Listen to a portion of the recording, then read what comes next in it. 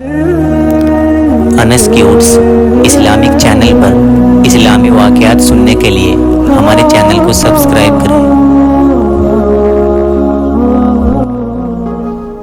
بسم اللہ الرحمن الرحیم۔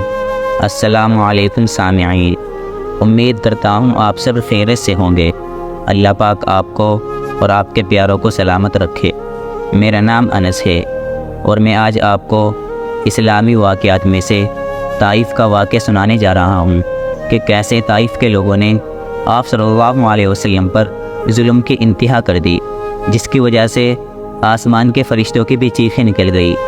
آج کی اس ویڈیو میں ہم آپ کو طائف کا پورا واقعہ سنانے جا رہے ہیں۔ اگر آپ ہمارے چینل پر نئے ہیں تو سبسکرائب کرنا نہ بھولیے گا۔ تو چلیے شروع کرتے ہیں۔ حضرت ابو طالب اور حضرت خدیجہ رضی اللہ تعالیٰ عنہ کے انتقال کے بعد مکہ والوں نے آپ صلی اللہ علیہ وسلم پر ظلم کی انتہا کر دی۔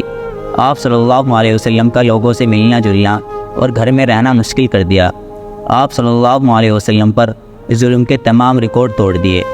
تو رسول اللہ صلی اللہ علیہ وسلم نے خیال فرمایا کہ شاید طائف کے لوگ ہدایت پر آ جائے، اس لیے آپ صلی اللہ علیہ وسلم طائف تشریف لے گئے، جو مکہ مکرمہ سے جنوب مشرق میں تقریباً 25 میل پر واقع ہے۔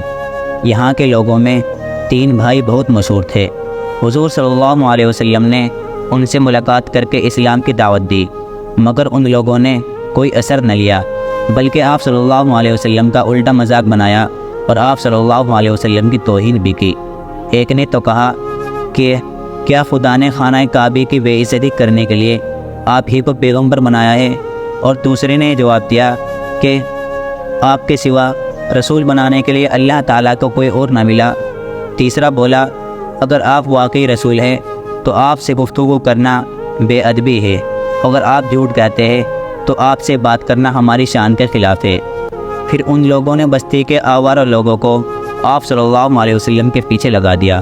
وہ ہاتھوں میں اینٹ پتھر لے کر سڑک پر دونوں طرف بیٹھ جاتے تھے، تو یہ بے رحم لوگ آپ کے بازو پکڑ کر کھڑا کر دیتے، اور جب آپ صلی اللہ علیہ وسلم چلنا شروع کرتے تو پھر پتھر برسانے لگتے تھے۔ بڑی مشکل سے آپ صلی اللہ علیہ وسلم اس بستی سے باہر نکل کر ان سے نجات پائی اور بے ہوش ہو کر گر پڑے۔ زید بن حارثہ رضی اللہ تعالیٰ عنہ نے آپ کو اٹھایا۔ سامنے انگوروں کا باغ تھا، قریب ہی پانی تھا، وہاں جا کر خون کے دھبے صاف کیے۔ جوتوں میں خون بھر گیا اور پائیں مبارک اس میں جم گئے۔ بڑی مشکل سے ان کو نکال کر دھویا اور انگور کے ایک پیڑ کے سائے میں تشریف فرما ہوئے۔ اس موقع پر آپ صلی اللہ علیہ وسلم بارگاہ رب العزت کی طرف متوجہ ہوئے اور یہ دعا فرمائی کہ اے اللہ، میں تجھی سے اپنی کمزوری و بے بسی اور لوگوں کی نگاہوں میں ذلت کا شکوہ کرتا ہوں۔ اے سب سے بڑے رحم کرنے والے، تو ہی کمزوروں کا پروردگار ہے اور تو ہی میرا پروردگار ہے۔ تو مجھے کس کے حوالے کرتا ہے؟ کسی غیر کے جو ترشوئی اختیار کرتا ہے، یا کسی قریب کے جس کو میرے معاملے کا مالک بنا دیا ہے؟ اگر تم مجھ سے ناراض نہیں ہے تو مجھے کسی بات کی پرواہ نہیں ہے، مگر تیری عافیت ہی میرے لیے زیادہ گنجائش والی ہے۔ میں تیری ذات کے اس نور کی پناہ چاہتا ہوں جس سے اندھیریاں روشن ہوئے اور دنیا و آخرت کے کام درست ہوئے، اس بات سے کہ مجھ پر تیری ناراضگی یا عتاب نازل ہو۔ مجھے تیری رضامندی منظور ہے، یہاں تک کہ تو راضی ہو جائے۔ مجھ میں کوئی سکت و قوت نہیں ہے، مگر تیرے ہی بھروسے پر ہوں۔ آپ صلی اللہ علیہ وسلم جس باغ میں تشریف فرما تھے، وہ باغ آپ صلی اللہ علیہ وسلم کے سب سے بڑے دشمنوں میں سے ایک دشمن عتبہ بن ربیعہ کا تھا۔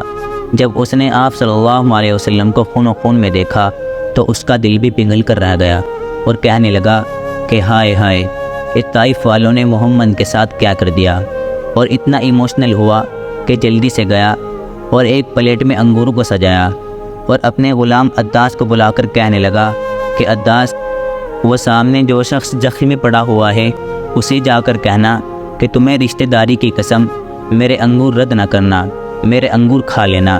آپ صلی اللہ علیہ وسلم کو جب اس غلام نے انگور پیش کیے تو آپ صلی اللہ علیہ وسلم نے بسم اللہ پڑھ کر تناول فرمائے۔